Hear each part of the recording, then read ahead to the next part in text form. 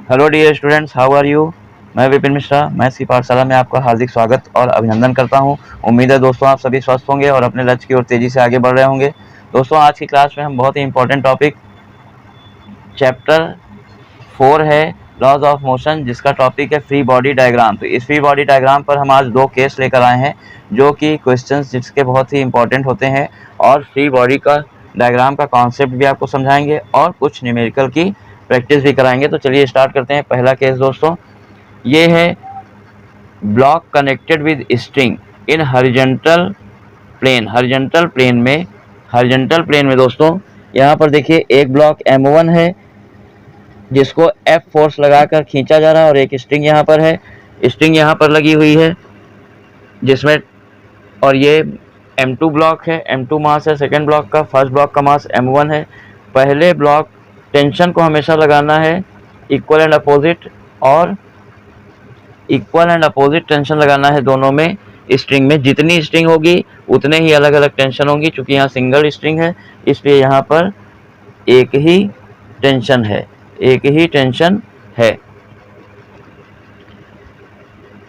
अब जैसे free body diagram का मतलब होता है कि किसी एक बॉडी को आप जब देखेंगे, किसी एक बॉडी को जब आप सॉल्व करेंगे तो दूसरी बॉडी को क्या करेंगे, नेग्लेक्ट मान के चलेंगे। जैसे देखिए पहले पर कौन कौन सा फोर्स लग रहा है, F फोर्स लग रहा है, और इस साइड में टेंशन T लग रहा है। तो इन दोनों में इसको अगर हम अलग से सेपरेटली बनाना चाहें तो देखिए M1 वाले ब्लॉक को ऐसे बना के दिखा देंगे कि M1 वाले ब्लॉक पर एक फोर्स लगा है इस डायरेक्शन में F, और इधर लगा है टेंशन T, और ये दोनों A एक्सेलरेशन से, A को बोलते हैं कॉमन एक्सेलरेशन,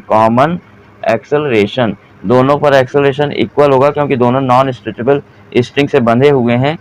तो इस पहले वाले ब्लॉक पर हम टेंशन लगा हुआ है, हम फोर्स लगा रहे हैं F, और बैकवर्ड डायरेक्शन में टेंशन लगा, केवल यही दोनों फोर्स लगे हैं, और ये A एक्सेलरेशन से राइट साइड में मूव कर रहा है। जो फोर्स बड़ा होगा उसी डायरेक्शन में हमेशा मोशन होता है। तो बड़े फोर्स में से छोटे फोर्स को माइनस कर देंगे तो आ जाएगा रिजल्टेंट फोर्स। तो दोस्तों रिजल्टेंट फोर्स का फॉर्मूला हमेशा लगाते हैं मास इंटू एक्सेलरेशन ma। इसी तरह से दूसरी बॉडी को जैसे दिखाना है तो सेकेंड वाली जो ब्लॉक है M2 मास वाला, उसमें केवल एक फोर्स लगा है, वो भी है टेंशन। यही टेंशन इसको क्या करेगा, एक्सेलरेशन प्रोवाइड करेगा।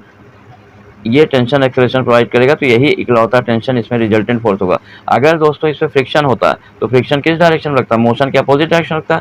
तो इसमें भी बैकवर्ड डायरेक्शन में फ्रिक्शन लगता है, इसमें भी बैकवर्ड डायरेक्शन में, और दोनों में फ्रिक्शन अलग अलग होता है। जैसे M1 मास बड़ा बनाया है, ये M1 मास ज़्यादा है, तो इसका नॉर्मल रिएक्शन ऊपर की ओर, वेट नीचे की ओर दिखाते हैं। यहाँ पर भी वेट नीचे की ओर, नॉर्मल रिएक्शन ऊपर की ओर, और फ्रिक्शन F जो होता है वो F1 F2 दोनों में अलग अलग होता है। जो ज़्यादा भारी है, जिसका मास ज़्यादा है, उस पर फ्रिक्शन ज़्यादा होता है, जिसका मास कम है, वेट कम है, क्योंकि फ्रिक्शन F इक्वल्स टू होता है म्यू आर, नॉर्मल रिएक्शन के इक्वल्स होता है। तो यहाँ पर हमने देखिए दोनों का फ्री बॉडी डायग्राम बना दिया। स्मूथ सरफेस को अभी हम लोग ले रहे हैं अपने केस में, फिर फ्रिक्शन का लेकर आएंगे क्वेश्चन। तो यहाँ पर दोस्तों इस बॉडी, पहली बॉडी के लिए जब हम इक्वेशन लिखेंगे तो लिखेंगे F बड़ा है, बड़े में से छोटे फोर्स T को माइनस कर दें तो रिजल्टेंट हो जाएगा M1 इंटू ए। ये बन गया फर्स्ट इक्वेशन। और इसी तरह से दूसरी वाले ब्लॉक में केवल एक टेंशन लग रहा है T, तो ये हो जाएगा only T equals to M2A। और अगर फ्रिक्शन होता तो यहाँ पे लिखा जाता है F माइनस T माइनस, वो भी इधर ही होता, तो वो फ्रिक्शन यहाँ माइनस होता है, इक्वल टू रिजल्टेंट फोर्स तो हमेशा M1A ही रहता है। और दूसरे वाले में T इक्वल्स टू M2A लिखा, तो यहाँ पर अगर फ्रिक्शन होता तो फ्रिक्शन इस डायरेक्शन में लगता है, बैकवर्ड डायरेक्शन में, तो लिखते T माइनस फ्रिक्शन जो भी होता उसको माइनस करते, तब रिजल्टेंट फोर्स आता Ma। अब इन दोनों को साइमल्टेनियसली सॉल्व कर दें तो अगर इन दोनों को हम ऐड कर देते हैं, तो T से T क्या हो जाएगा, कैंसिल, तो F इक्वल्स टू आ जाएगा M1 plus M2 into A। यहाँ आपको क्वेश्चन में M1 M2 दिया रहेगा और फोर्स दिया रहेगा, एक्सेलरेशन आपका निकल आएगा, और एक्सेलरेशन की वैल्यू किसी भी एक इक्वेशन में रख के टेंशन भी फाइंड कर लेंगे, चाहे फर्स्ट में रख दें चाहे सेकंड में, टेंशन भी निकल जाएगा और एक्सेलरेशन भी। दूसरा केस देखते हैं दोस्तों। ब्लॉक हैंगिंग विथ पुल्ली, मान लीजिए ये फ्रिक्शनलेस पुल्ली है और ये किसी दो ब्लॉक इससे लटक रहे हैं नॉन स्ट्रेचेबल स्ट्रिंग से, क्योंकि स्ट्रिंग एक है तो टेंशन हमेशा अपवर्ड बनाइए। ये M1 है, M1 का मास डाउनवर्ड, M1 का वेट डाउनवर्ड लग रहा है M1G, M2 का डाउनवर्ड वेट लग रहा है M2G नॉर्मल, और इस पे जो है टेंशन लग रहा है दोनों पे toward the pulley. Upward direction में एक स्ट्रिंग होती है तो एक ही टेंशन होती है, जितनी स्ट्रिंग हो उतने अलग अलग टेंशन होती है। अब इसमें M1 बड़ा है M2 से, M1 बड़ा है M2 से, इसलिए ये पहला वाला ब्लॉक नीचे उतरेगा A एक्सेलरेशन से और दूसरा वाला ब्लॉक ऊपर जाएगा A एक्सेलरेशन से। दोनों एक्सेलरेशन सेम होंगे जिसको हम बोलते हैं कॉमन एक्सेलरेशन।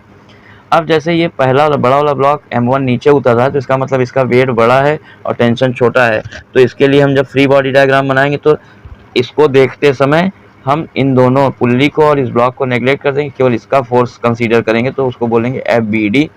तो फ्री बॉडी डायग्राम जो इसका बनाएंगे पहले ब्लॉक का, तो वो M1 होगा जिसका वेट लग रहा है M1G डाउनवर्ड, टेंशन लग रहा है T और एक्सेलरेशन A की तरफ आ रहा है, एक्सेलरेशन A लग रहा है डाउनवर्ड, तो इसलिए इसमें M1G बड़ा है। तो फर्स्ट वाले के लिए फार्मूला लिखेंगे M1G minus T equals to M1A first, और ये सेकंड वाला ब्लॉक अपवर्ड जा रहा है, इसका मतलब ये टेंशन बड़ा है, जिस डायरेक्शन में मोशन होता है वही फोर्स बड़ा होता है, तो T बड़ा है और M2G छोटा है, तो T में से M2G माइनस कर देंगे तो आ जाएगा M2A, सेकेंड इक्वेशन आ गया।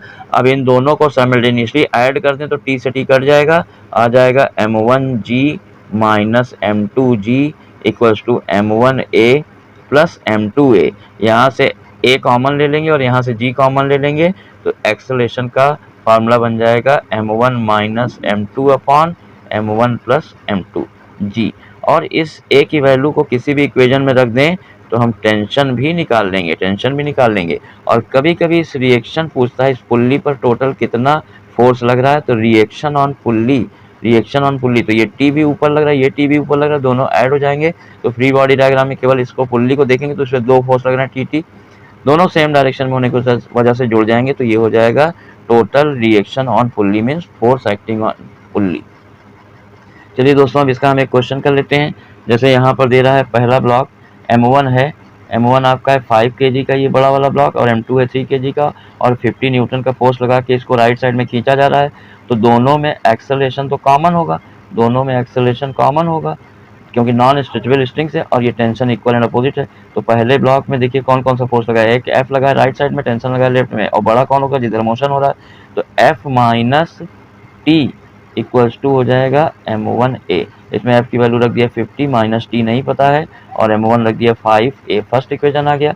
और इसी तरह से दूसरे में देखिए केवल एक सिंगल फोर्स लग रहा है T, और फ्रिक्शन नहीं स्मूथ है तो केवल एक सिंगल फोर्स T लग रहा है T, और यही रिजल्टेंट फोर्स दे देगा उसको मास 3 और एक्सेलरेशन A 3A। इन दोनों को क्या करेंगे दोस्तों, दोनों इक्वेशन को अगर हम ऐड कर दें तो यहाँ पर देखिए T कैंसिल हो जा रहा है और ये हो जाएगा 50, और ये 5 और 3 कितना हो जाएगा 8A। तो एक्सेलरेशन A इक्वल टू आ जाएगा 50/8, 8 से इसको डिवाइड कर देंगे, 8 6 जा 48, फिर 8 से जाएगा 2 टाइम्स, फिर 5 टाइम्स, 6.25 मीटर पर सेकेंड स्क्वायर। और किसी एक इक्वेशन में हम रख दें तो टेंशन भी आ जाएगा, तो जैसे यहाँ रख दिया फर्स्ट इक्वेशन में, अगर फर्स्ट इक्वेशन में तो यहाँ देखिए T इधर प्लस में आ जाएगा, T इक्वल्स टू 50, और 5A प्लस में इधर जाएगा माइनस में, और यहाँ 5 और एक और क्या रख देंगे, 6.25। तो 50 में से 6.25 माइनस करें, इसको मल्टीप्लाई कर दीजिए पहले, ये 31.25 हो जाएगा, और माइनस करेंगे तो आ जाएगा 18.75 न्यूटन का टेंशन लग रहा होगा।